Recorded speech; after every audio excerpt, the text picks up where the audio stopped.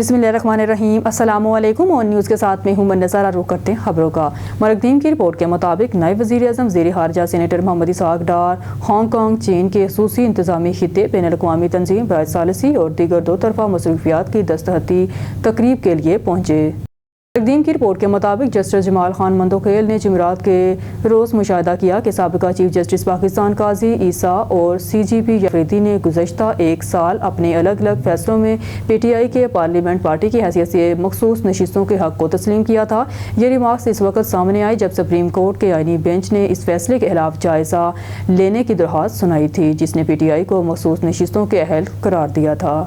मरकदीम की रिपोर्ट के मुताबिक Rawalpindi chief of army staff के फील्ड मार्शल सैयद आसम मुनीर ने जुमेरात को ये बात पूरी तरह वाज़ेह कर दी है कि पाकिस्तानी किसी भी कश्मीर के तनाज़े पर कोई समझौता नहीं करेगा। उन्होंने मज़ीद कहा कि हिंदुस्तान को यह समझना होगा पाकिस्तान ना तो कश्मीर को भूल जाएगा और ना ही इसे तर्क कर देगा। मुख्तलिफ यूनिवर्सिटियों प्रिंसिपल्स और सीनियर उस्ताज़ा के वाइस चांसलर से गुफ्तगू करते हुए आर्मी चीफ ने यह कहते हुए कहा कि अब हिंदुस्तान के लिए कश्मीर के तनाज़े को दबाने का इम्कान नहीं है, क्योंकि ये एक आलमी मसला है।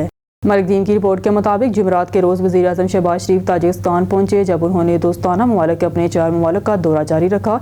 इस हफ्ते के शुरू में वज़ीर आज़म और उनके वफ्द बशमूल chief of army staff field marshal Asim Munir ने तुर्क, ईरान और अज़रबैजान का दौरा किया और हिंदुस्तान के साथ हालिया फ़ौजी इजाफे के दौरान इनकी हमायत पर इज़हार तशक्कुर किया।